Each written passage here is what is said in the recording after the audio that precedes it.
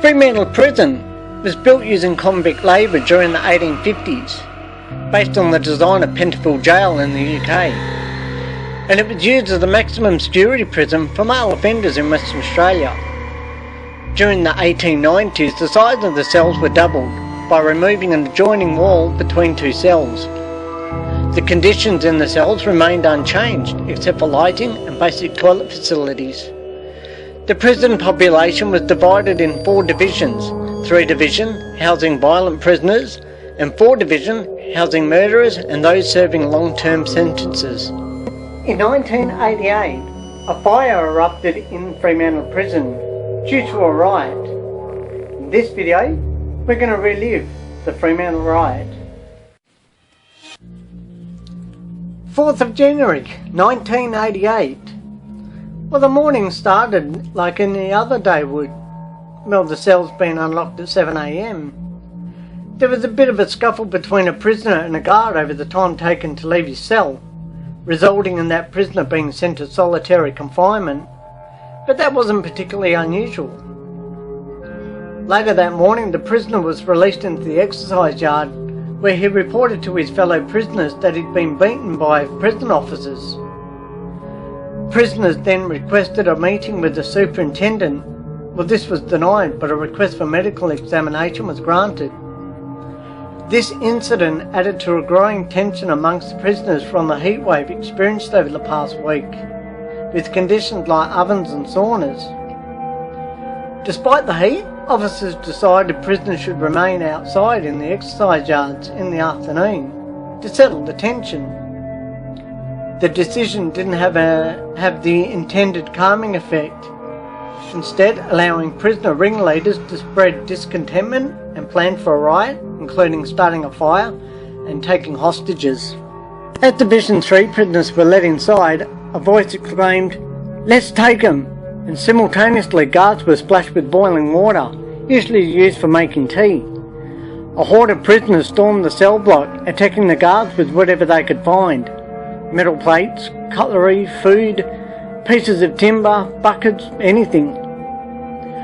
The result was pandemonium. Prisoners rushed along landings, overpowering officers and taking them hostage, while at the same time other prisoners darted in between cells, starting fires.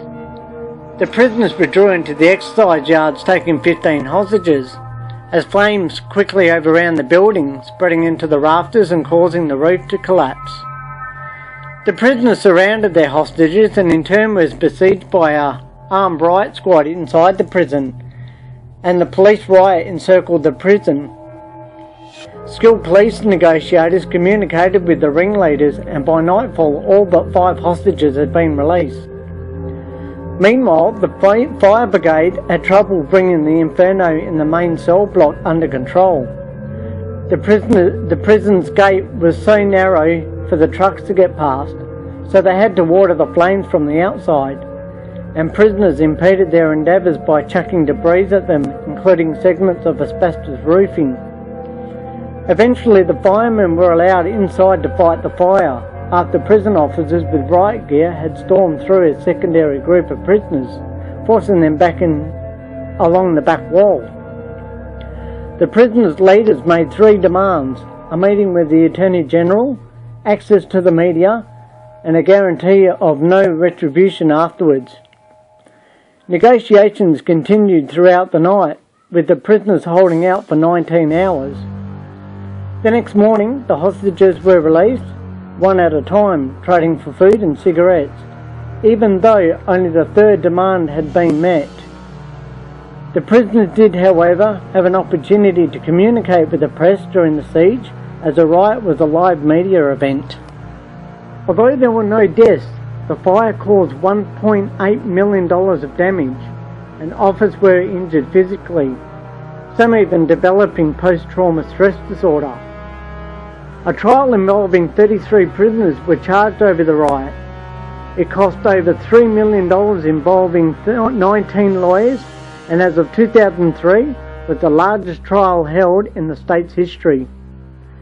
Prisoners were escorted under armed guard, which they gave evidence from behind a specially installed glass. The trial resulted in extended sentences for the prisoners.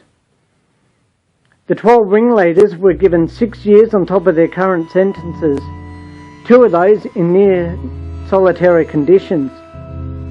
One armed robber by the name of Brendan Abbott successfully escaped from Fremantle Prison in 1989 and spent 5.5 years on the run before being caught. In 1991, inmates and staff from Fremantle Prison were transferred to the new Metropolitan Maximum Security Prison in Casuarina, about 20 kilometres south of Perth, and Fremantle Prison was closed. It was decommissioned by the government due to substandard conditions. In August 2010, Fremantle Prison was inscribed onto the World Heritage List along with 10 other Australian convict sites. Fremantle Prison is presently the only World Heritage listed building in Perth.